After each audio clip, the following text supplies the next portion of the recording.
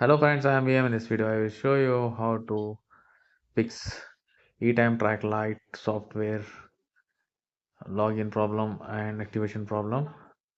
Now, now you see here our login problem.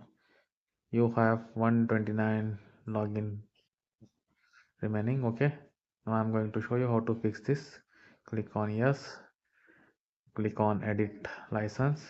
Paste your active license key. Click on save. Okay. Now you see this software is now activated. Now log out and log in once again.